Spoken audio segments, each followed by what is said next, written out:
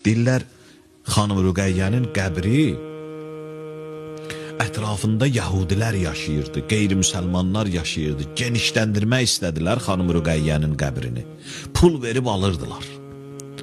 Pul verib alırdılar, amma bir yəhudi var idi, ya xristiyan idi, qeyri-müsəlman idi. Deyir, bu razı olmadı. 2 qat pul verdilər, amma yenə razı olmadı. Heç də bu cür qaldı. Genişləndirmək istəyirlər.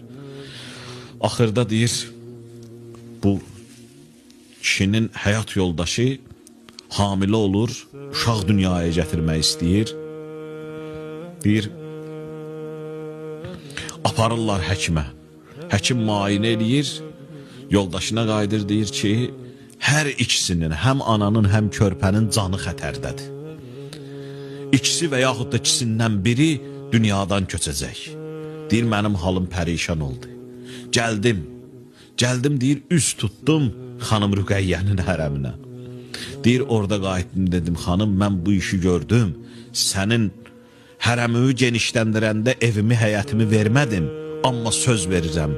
Allahdan istəsəm mənim həyat yoldaşımın, övladımın sağ-salamatçılığını, onda mən evimi də, həyətimi də təqdim eləyəcəm sənə. Heç nəsiz.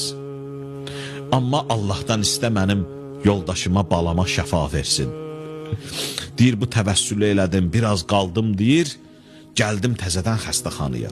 Xəstəxanaya qaydanda gördüm ki, artıq uşaq dünyaya gəlib, ananın veriblər qucağına, ana da salamat, bala da salamat.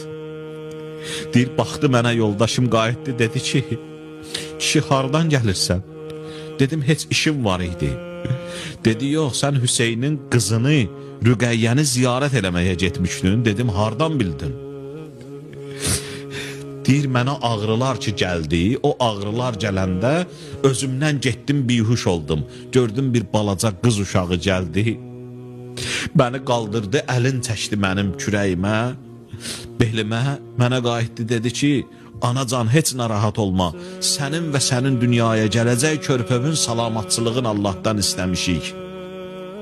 Bu sözü dedi və mənə qayıtdı, dedi ki, həyat yoldaşıva da məndən salam deyərsən.